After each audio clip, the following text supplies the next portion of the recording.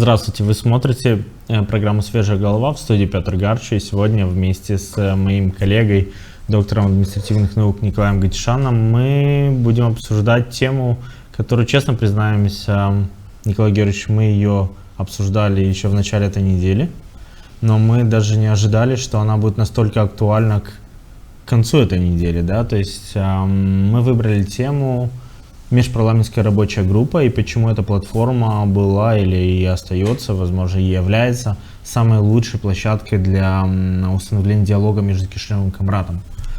В понедельник, вторник эта тема оказалась важной, а в итоге в четверг она оказалась еще важнее, да, потому что в Камрад с визитом приехал, неожиданным, я думаю, для многих визитом, глава СИБ Молдовы Александр Мустяцы. Он пообщался с руководством автономии. Вроде бы недолгая встреча была, там около часа, по информации из Народного собрания и исполкома.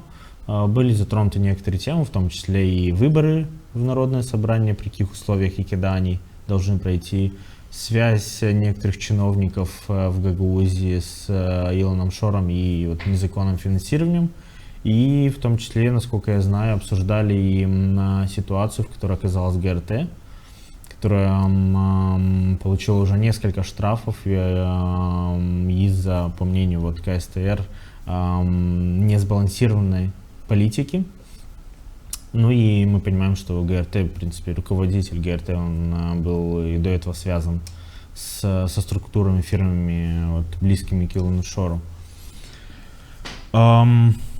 В этот же день, то есть в четверг, уже после обеда, появилась очень интересная новость на сайте Народного собрания Гагаузии, которая как раз-то и относится напрямую к нашей теме. Значит, там говорилось о том, что в Народном собрании Гагаузии утверждены представители рабочей группы. То есть межпарламентской рабочей группы, мы помним по решению депутатов, большинства депутатов Народного собрания декабря 2023 года, они приостановили, да, приняв постановление. Сегодня же, то есть в четверг, мы узнали о том, что вот принято распоряжение номер 14, в котором утвержден состав представителей Народного собрания. Кем принято? Непонятно, да, то есть, но при этом указан состав рабочей группы. Николай Арманджи сопредседатель, то есть раньше это был Сергей Чапаеш, сейчас Николай Арманджи. Если взять состав, сразу бросается в глаза, что нет господина Тарнавского, нет господина Железова, депутатов, которые долгое время входили и обладают большим опытом. На ваш взгляд, что вообще произошло и что, может быть, в этой новости вас смущает? Или, может, радует, наоборот? Да, Петр, действительно неожиданное явление издания распоряжения номер 14 председателем Народного собрания. Я, честно признаюсь, документ сам в оригинале не видел. И это важный момент. Это важный момент, да. Оригинала чтобы документа мы его нет. увидели вообще. Но, Петр, я скажу буквально свежие впечатления, которые у меня возникают в сознании сейчас, ибо я с этой новостью знакомился 5 минут назад. Посмотрите. Распоряжения издают исполнительные органы. Народное собрание в данном случае является законодательным органом. И Народное собрание, председатель Народного собрания подписывает постановления, которые основаны на решениях Народного собрания. Предыдущие составы данной межпарламентской рабочей группы утверждались на заседаниях Народного собрания. Что сподвигло сейчас Народное собрание или конкретно функционеры, скажем, руководители Международного собрания, да, подписать единолично, может быть, обсуждали в каком-то кругу, может быть, срочно собрали президиум Народного собрания. Николай Георгиевич, я знаю, что вас прерываю. Да. По моей информации не было такого, то есть не было обсуждения. Мы не знаем многих, но мы первое, причем мы говорим о своем. Да. Безусловно, состав рабочей группы – это очень важный такой вот почерк с нашей стороны, стороны, я имею в виду со стороны региона в участии в этой комиссии. Ну там паритет 50/50. Половина комиссии с нашей стороны, с региональной, представляющей Гагаузии, 50% парламента.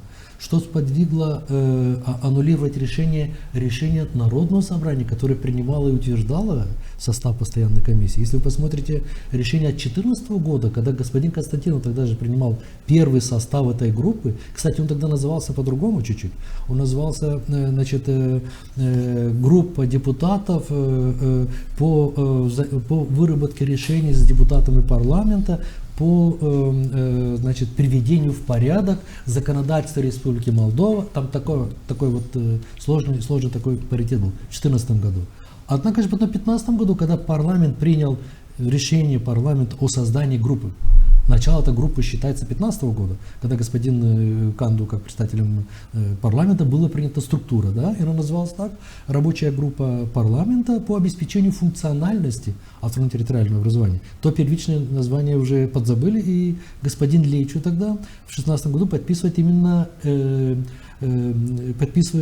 регламент работы данной комиссии под именем Лейчу, сопредседатель господин Георгиевич подписал тогда его.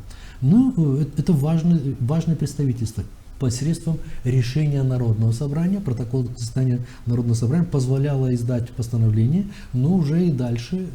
Почему назвали его, скажем, распоряжением и как оно звучит, я не могу ответить на вопрос.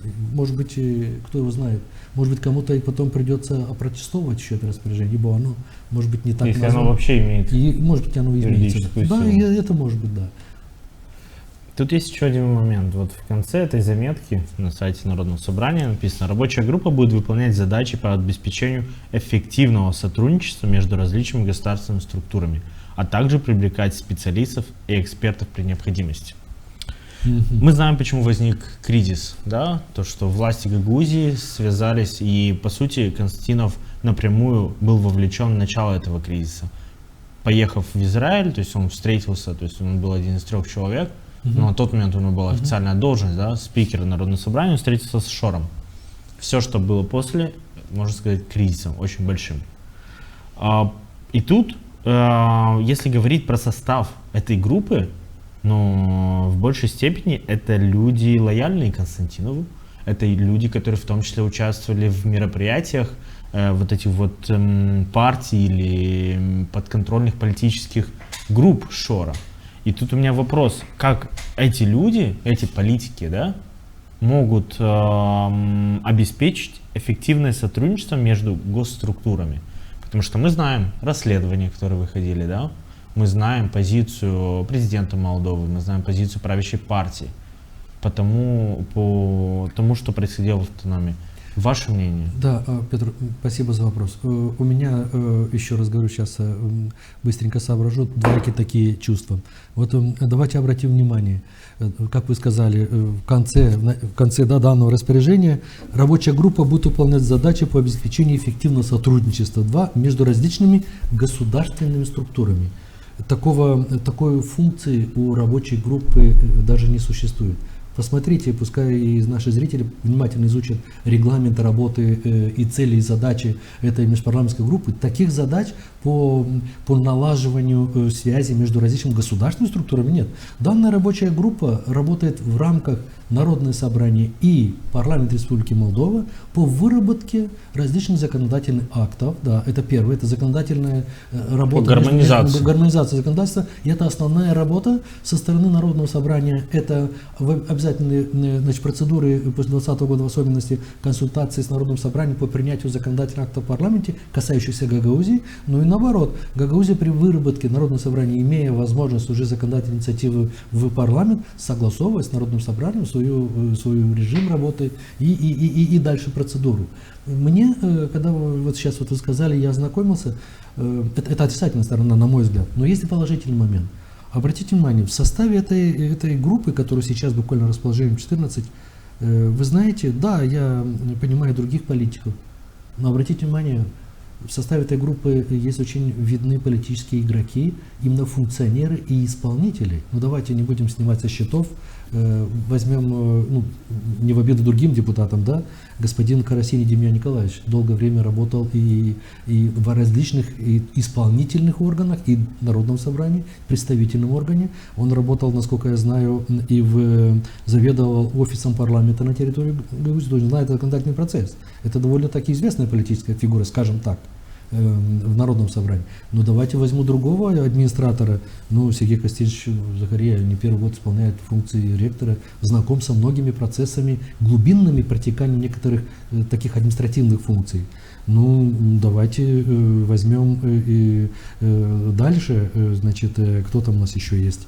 Демьян Николаевич, Владимир Михайлович, бывший председатель Народного собрания. Это очень мощные, считаю, что политические фигуры, которые включены в состав данной комиссии. И возможно, Петр, я так еще раз говорю, высказываю сейчас быстренько оперативную свою точку зрения, возможно, это связано с отсутствием, конечно, и главного исполнительного лица Башкана Гагаузии. Возможно, данная комиссия, может быть, даже временно возьмет на себя некоторые административные функции исполнительного органа по стабилизации в связи с необходимостью проведения выборов Народного собрания, выборов Башкана, принятие некоторых, может быть, неординарных мер, которые стоят на стыке, значит, на стыке согласования между законодательными функциями, есть или нет эти функции, принятием оперативных решений, так называют распоряжений.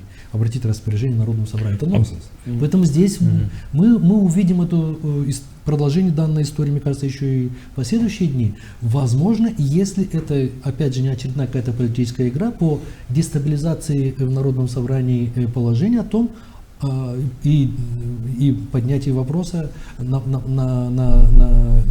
обсуждение, а почему не согласовали состав на заседании. Может быть, данная группа еще будет рассмотрена и утверждена на ближайшем, может быть, даже экстренном заседании Народного собрания. Мы не знаем об этом. Потому что, на самом деле, ситуация довольно интересная. Значит, группа депутатов, вот и Тарнавский, и Зогла, они даже законодательную инициативу предлагали еще, по-моему, 1,5 года назад, да, о возобновлении. Ее даже не рассматривали, она даже не дошла до НСГ. И тут встреча с господином Мустяцей, главой СИП Молдовы. Мы не знаем, что Мустяца говорил Константинову и Узуну, или Узун, первый заместитель. Мы можем догадываться, исходя из результата распоряжения. Да, но эффективность этой встречи, по крайней мере, возможно, Константинов попытался перед Кишиневым показать, что он очень внимательно прислушался к господину Мустяце, потому что мы знаем Дмитрия Георгиевича очень хорошо. И двойные игры, а в том числе и Кишинев знает о них, они были не раз. Поэтому довольно настороженно лично я отношусь к этому. И, конечно же, уверен, что у этого распоряжения будут политические последствия буквально на ближайшем заседании Народного собрания. Потому что я не думаю, что кому-то из депутатов понравится или понравилось. Петр, понравится, не понравится, может быть, это из области каких-то этических норм, но давайте заглянем чуть-чуть дальше. Данная комиссия межпарламентская, то есть состав межпарламентской рабочей группы между Народным собранием и парламентом при таком составе будут вырабатывать какие-то решения, и коль мы знаем из распоряжения, что данные решения будут влиять на согласование административных органов, то есть исполнительных, да, минимум требует потом дальше легализации этих решений. Безусловно. А легализация данных решений возможна только если составу межпарламентской группы придан вес. В том числе и весом таким солидным является обсуждение, принятие, утверждение состава этой комиссии именно на заседании Народного собрания. Если мы хотим что-то действительно делать основательно и придавать ему обоснование, то нужно решение Народного собрания. Здесь 100%. Возможно, связано с принятием каких-то экстренных моментов. Мы же не знаем много чего. Да? И насколько я понимаю, Гагаузия сейчас находится в таком цейтноте, где нужно принимать очень резкие, очень быстрые, очень оперативные решения. Ведь Республика Молдова тоже находится в этом составе. Буквально парламент сформирован, посмотрите, среда 22-го, 23-го происходит это. Ведь уже конфигурация парламента обрисована. Ведь обрисование парламента говорит о том, что практически почти известен состав будущего, значит, исполнительного органа парламента, правительства страны. Вот такое, я знаю, что вы не очень любите отвечать на вопросы, которые нет точного ответа, да? Но я не могу задать этот вопрос. И он очень важен в контексте этих решений. На ваш взгляд, Константинов до сих пор очень сильно зависит от Шора? Вы знаете, я еще раз говорю, я не люблю, не только люблю, а не в моем стиле и характере давать оценку политическим фигурам. Я считаю, что это моя точка зрения, Петр, я отвечу на ваш вопрос напрямую. Я считаю, что давать оценку политическим фигурам того или иного уровня, будь то на уровне центральных органов власти, будь то на уровне региона, даже отрицательную характеристику давая, мы даем через характеристику политика, мы даем в некоторой степени характеристику тех жителей, которые в этом регионе живут. Это моя точка зрения. Поэтому, вы знаете... Просто это очень важный момент, очень важно, чтобы понимать... Очень важно. Но теперь я вам отвечу на ваш вопрос со своей, и вы поймете, со своей точки зрения. Я считал, и продолжаю считать, и меня в этом никто пока не убедил и не может убедить. Я продолжаю считать, что та персона, которую вы сказали, назвали его, о котором все говорят, в бегах, да, он играет не только ту роль, о котором говорят все. У него есть, на мой взгляд, с моей точки зрения, у него есть и вторая роль, по абсолютно, не то что нейтрализации, по дискредитации территории, которая называется Гагаузия. И об этом определенная часть народа говорит. И я продолжаю верить в это, что помимо а-ля любви к России и тому подобное, он выполняет сугубо вторую роль, на мой взгляд, это под дискредитацией органов власти нашего региона. Это моя точка зрения. Я так думаю. И некоторые политические фигуры в регионе, мне кажется, хотя или не хотели, или не видят, или как по-гаузски есть очень хорошее слово, маамиля сурат, прикидываются, да, но это так, это непозволительно. И самое главное, я об этом говорил, что неприятно, может быть, слышать даже и представителям центральных органов власти, правоохранительная система долгое время допустила и допускала этот момент. И с этой точки зрения я говорю о том, что согласно закону об особом правовом статусе, статьи 26, правительство Республики Молдова несет полную ответственность за ту ситуацию, в том числе, не только, но в том числе центральные органы власти несут ответственность за ту ситуацию, которая здесь. И никто меня не может убедить пока, и тех людей, которые думают, как я, убедить, что это не было спланировано и целенаправленно. Сейчас, пожалуйста, давайте подключаться всем уровнем власти по наведению порядка, как здесь у нас в доме, в нашем доме, а наш дом это извините, это часть огорода общего дома Республики Молдова. Но если мы говорим о нашей стране, надо наводить совершенно иной уровень взаимоотношений, особенно в преддверии, еще раз говорю, в преддверии утверждения нового состава правительства, выборов Народного собрания и Башкана и проведением массовых таких фундаментальных реформ. И одна из них – это административно-территориальная реформа, которая мы пока не включились в нее, но в результате данной реформы мы можем прийти к результату, где мы просто можем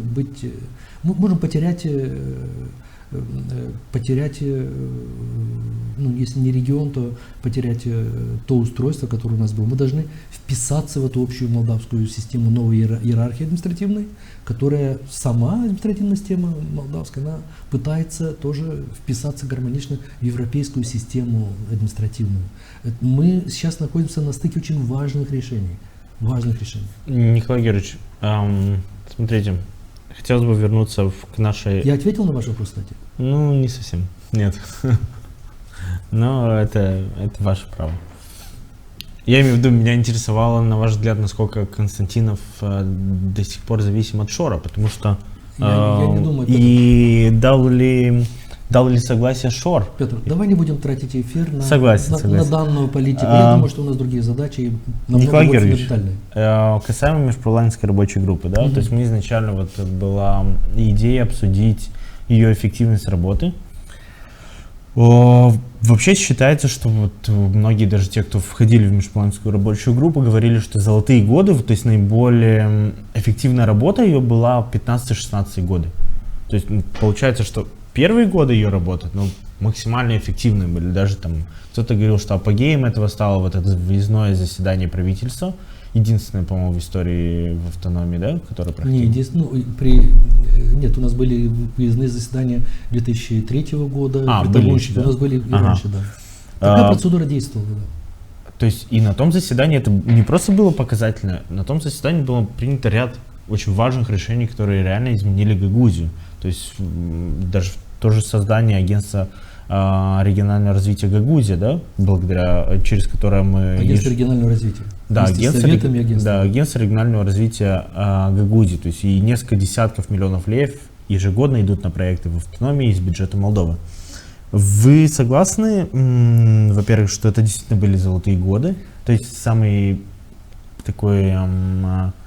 качественный период. И если вы согласны, можете пояснить, почему? Да, почему именно тогда?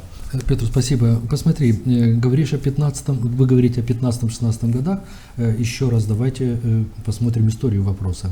Почему возникло постановление Народного собрания в утверждении такой группы по установлению взаимосвязи парламента в 2014 году осенью. Давайте скажем о том, что данная группа, о которой мы говорим, рабочая группа, была утверждена в парламенте в ноябре месяце 2015 года, это конец 2015 года. Регламент работы данной группы был принят в феврале 2016 года. Народное собрание в марте месяце вносит изменения, дополнения, кстати, в этот состав. Изменения на заседании Народного собрания 2016 года. И практически уже дальше к 2017 году, вторая половина, конец 2016 года, начало 2017 года. Значит, я перепутал годы. Нет, я акцент чуть не столь важно, какие годы. Но да, я к чему подвожу вас к 2017 году, туда. Посмотрите, основные фундаментальные изменения, когда-то история об этом скажет, очень мощные изменения начали происходить к концу 16-го, начиная с 17-го до конца 18 года. Это было, я так считаю, что это была эпоха очень важных принятий. Что касается и органов местного публичного управления, и что касается региональной власти и дальше.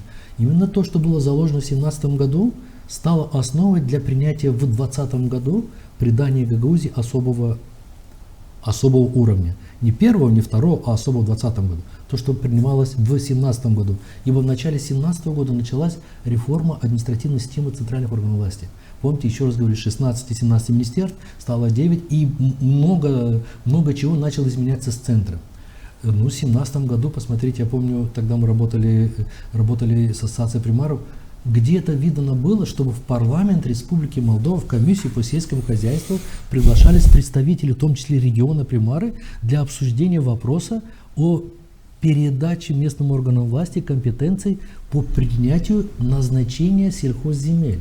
Ведь если примарей до 2017 года для того, чтобы принять назначение земли, изменить из пастбища, скажем, сельхозназначение в пашню и другое, требовалось чуть ли не решение парламента. А после 2017 года, после очень детальных обсуждений, этот вопрос стал уже прерогативой органов местного публичного управления.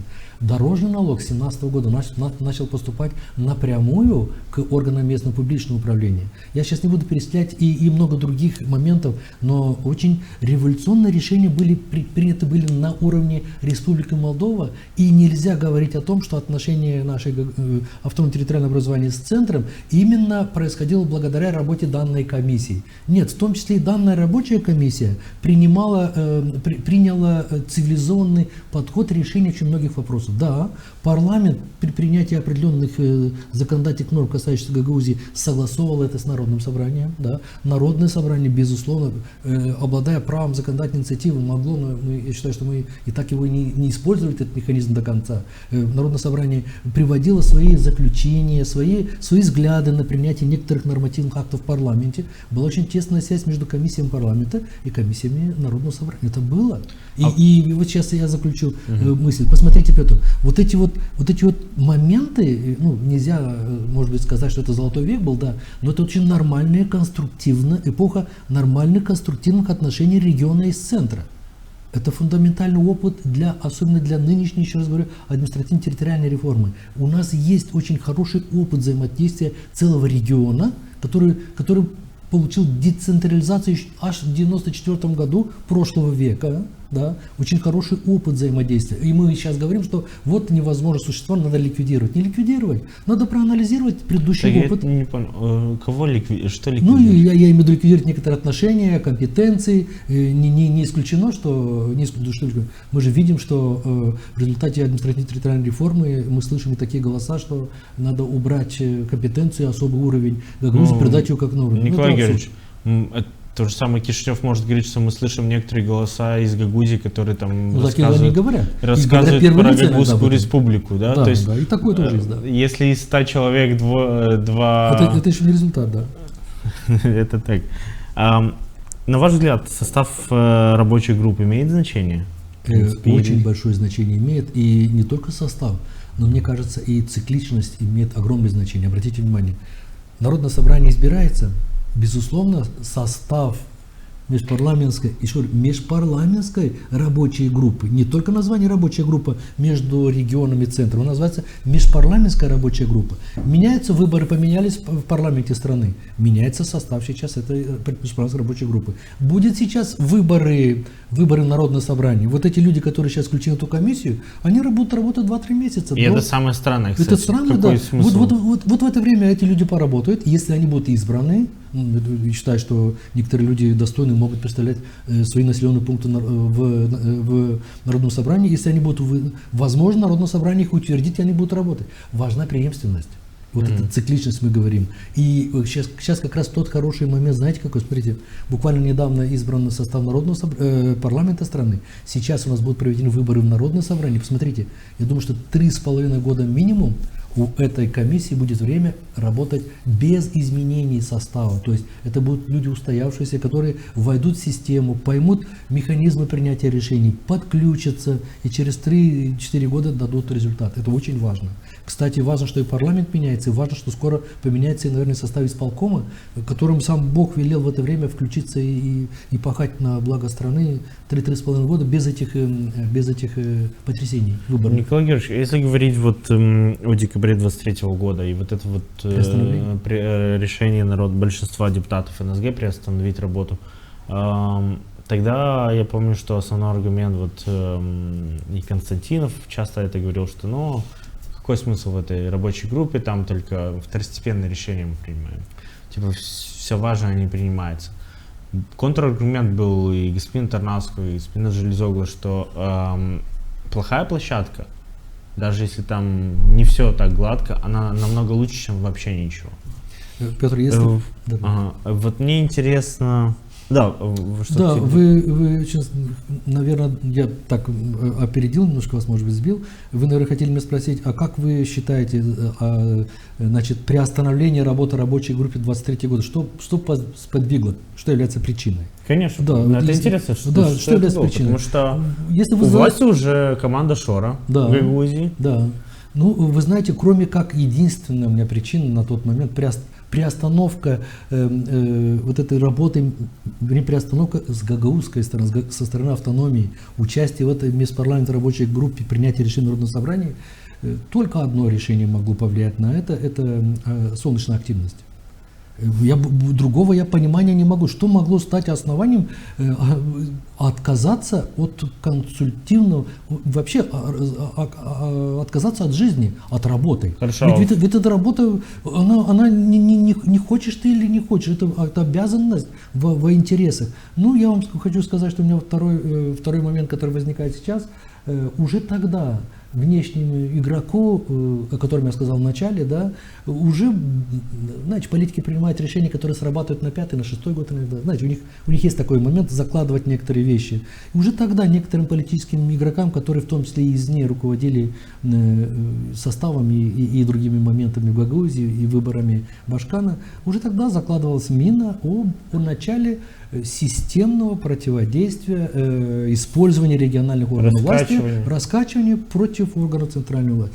И я вижу вот это вот принятие этого решения и убеждение большинства депутатов Народного собрания как элемент общей стратегии, которая была задумана, еще раз говорю, не в рамках кабинетов нашей региональной власти, потому как наши не способны вырабатывать такие стратегии глобального масштаба. А если говорить, вот вы верите в то, что вот эта рабочая группа, вот тот состав и сейчас вот в нынешнее время, да, способна действительно начать диалог с Кишиневым? Я думаю, что да, исходя из состава, о котором вы сказали, да, вот я буквально вот быстренько, еще раз говорю, информация 30 минут, нет других объяснений, нет официального документа, хотя на официальном сайте Народного собрания написано распоряжение 14, да. Я думаю, что да, Петр, и нам никуда не деться. Почему? Потому что нам нужно в срочном порядке организовать, еще раз говорю, выборы в Народное собрание и выборы Башкана, в этом никто уже не сомневается, вперед, когда структура правительства вот будет утверждена. Нужно принимать меры и придавать этим мерам нормативно-правовую базу, характер, который даже в законодательстве Республики Молдова нет. И нужен субъект, который возьмет на себя функцию обеспечения, информационного обеспечения, снятия накала между центром и регионом по принятию некоторых решений, в том числе и утверждение комиссии избирательной и много другое. На этой неделе было учредительное заседание парламента. Представители политики из Гагаузии, да, или выходцы из Гагаузии, не знаю, можно назвать по-разному, есть в 3 фракциях, если я не ошибаюсь. В партии ПАС Мария Акбаш. Наши депутаты, в кавычках. Ну, я не совсем люблю такой региональный... Вот такое... вы тоже кое-что не любите. Какие? Выходцы. Выходцы. Из автономии. Потому что я думаю, что каждая партия считает этих представителей их в первую очередь. Ну, Гроссу выходит из юга, так что он тоже наш. Ну, Кагульского, ну, хорошо. Назовем южанин, да? Да. Только господин Гросс об этом не знает, и очень удивится, что в Гагаузии его считают своим. Значит, в 3 фракциях. В блоке альтернативы господин Стояногла и у партии социалистов Анасталко Владимир и Григорий Узун, если не ошибаюсь. Да. По-моему, Федор Гагаус не попал. Это как-то может помочь, на ваш взгляд? И как вы считаете, вот кто-то из них должен быть в межпарламентской рабочей группе со стороны Я думаю, что они войдут. парламента? Они войдут, потому как центр делегирует состав этой межпарламентской группы, в том числе и по представителям разных партий, в том числе и партии, которые находятся в парламенте, оппозиционных партий, да. Поэтому я думаю, что парламент будет делегировать, и оппозиция будет делегировать тех депутатов, которые знают толк в регионе. Я думаю, что это рационально. Что касается вот этих вот депутатов, посмотри, у нас очень разгоралось раньше, и об этом часто говорят некоторые депутаты, что нужно нужно отдельно нормативно оформленное представительство регионов в парламенте страны. Но у нас есть депутаты, эти депутаты, я не считаю, выходцы депутаты из нашего региона, очень часто там никогда не кончаются депутаты в парламенте, выходцы с нашего региона. Я здесь вас прерываю. Я мысли потеряю, мысли потеряю. Обратите внимание, эти депутаты есть, но координация работы этих депутатов на регион происходила оптимально, еще раз вспоминаю 2017 год, только тогда, когда во главе региона или находились люди с государственным уровнем мышления, которые могли видеть политику и его направлять политику депутатов, выходцев из Гагаузии в парламенте, работа исполнительного комитета на местах здесь, работа Народного собрания в комиссиях, связь работы комиссии Народного собрания с парламентом, участие членов исполкома на заседаниях правительства, а иногда так называемых коллег, которых уже почти нет, да, коллегиях министерств. Да. Вот когда у нас в регионе находились у власти люди с государственным мышлением, по крайней мере, и видели процесс издалека, и в том числе не курировали, ну, не слово не курировали, но направляли общую деятельность, общее сплочение региона и говорили, что Гагаузия является основным регионом Республики Молдова, тогда и шел вопрос. Я думаю, что данные депутаты будут участвовать для региона в этой комиссии, но перед ними будет выбор: работать больше на партийную, значит, на билет партийный, или работать все-таки на место жительства и как быть уроженцем. Мы важный момент упустили. Какой? Господин Стайноглу, он же несколько лет был экспертом финской организации CMI, которая, в принципе, и благодаря которой и действовала, в том числе это межпарламентская рабочая группа. То есть и Александр Стайноглу работал там в качестве эксперта и был не последней фигурой. Я думаю, что если господин Стайноглу согласится или напросится, да, работать в этой группе, я думаю, что Гагаузия только от этого выиграет, должна выиграть. И, кстати, Центр тоже должен выиграть. Центру надо понять, что те фигуры политические, которые есть в Гагаузии, их не так много.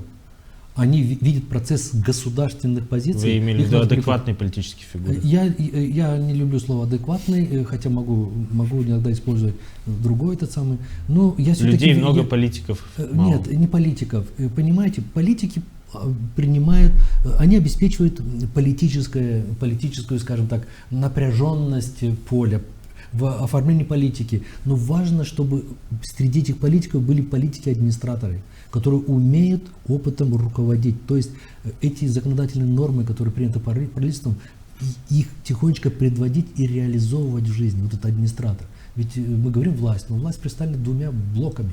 Политическим блоком, это депутатами, ну и административным блоком, который непосредственно в правительстве, в народном, в исполкоме, на органы местного публичного управления, который занимается претворением этого. Важна связь между двумя этими уровнями политики, но важно, чтобы были исполнители.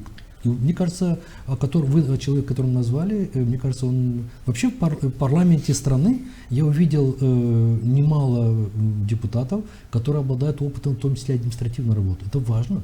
Это важно. Буквально вот заключительный вопрос. Как вы считаете, вот если подытожить, да, то, что мы сегодня обсуждали, согласны ли с тем, что вот эта межпарламентская рабочая группа, эта платформа, это самая лучшая площадка, чтобы наладить диалог между Кишиневым и Камрадом? В нынешних политических реалиях. Я считаю, что нет. Вы назвали самая лучшая площадка. Это означает, что мы должны с вами минимум знать 2-3 площадки, чтобы выбрать Она просто одну. единственная. Да. Она просто единственная, больше нет. Поэтому что значит самая лучшая? Она единственная, она должна быть. Но я считаю, что не надо полагаться только на одну платформу, на работу межпарламентской группы. Надо основываться и на многие другие механизмы, кстати, которые и заложены в законодательстве Республики Молдова и Республики Молдова по усилению, по гармонизации отношений. Не только. Это и в рамках исполнительного комитета между парламентами, еще раз говорю, межпарламентская группа. Надо возобновить очень культурные связи, научные связи. Надо возобновлять очень много таких связей между регионами, в том числе не только с Гагаузией и центром, между регионом. Надо изменить политико-административную ситуацию в Республике Молдова. Я очень надеюсь, что новый парламент, да, и в том числе и правительство, которое будет создано, я очень надеюсь, что они очень деликатно, очень с высокой долей государственной ответственности отнесутся, в том числе к помощи организации проведения выборов Народного собрания, по выбору действительно достойных депутатов Народного собрания, которые будут представлять не просто какой-то, извините, может обижу кого-то, не какой-то колхоз или какой-то отдельный населенный пункт, а они поймут, что они представляют регион в этом Народном собрании. У нас региональная задача.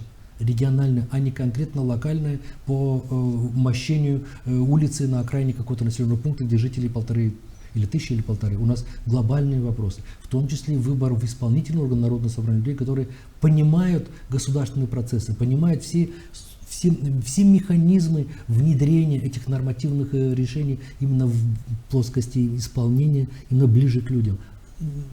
Активизация и улучшение качества государственных услуг населению, в том числе услуг органов местного публичного управления. У нас очень большая задача. Николай Георгиевич, я вас благодарю за сегодняшнюю беседу. Конечно, честно говоря, очень хочется верить в то, что действительно лед тронулся. Давайте верить. Потому что первая мысль, которая была, когда я прочитал вот новость о том, что вот новый состав, там, почему господин Мустяцы раньше не мог приехать и так плодотворно пообщаться. А может, только ему и надо было приезжать? Возможно. То есть надо было с этого. Это, знаете, как в этом меме, а что, так можно было? То есть, Нет, ну вы говорите это с точки зрения, что вы считаете, что приезд данного человека, значит, данного функционера государственного в регион, вы считаете, что издание вот этого распоряжения номер 14, которое очень сомнительное, да, и по названию распоряжения, вы считаете, что это манна небесная? Я же подтверждаю, что да, манна не или то, что... небесная... Нет, это не манна. Манна или небесная, вот это распоряжение, мы увидим. Это результат. взаимосвязано просто. Может быть, но я не могу сказать, что логические здесь связи мы можем догадываться, но на самом деле есть ли эти связи, ну я привык видеть документы, видеть конкретные. Что касается, вы сказали, будет... Николай Георгиевич, мы слишком хорошо знаем наших политиков и как они мыслят. Окей, мы знаем, но еще раз говорю, давай в наших беседах говорить все-таки о рациональном и тем самым приближать принятие тех рациональных моментов. Иначе, если рациональных резервы не будут приняты, я думаю, что у нас очень много будет поводов говорить еще в этой студии об этом. Очень надеюсь на это. Уважаемые зрители, вы смотрели программу «Свежая голова». Оставайтесь с нами и до новых встреч.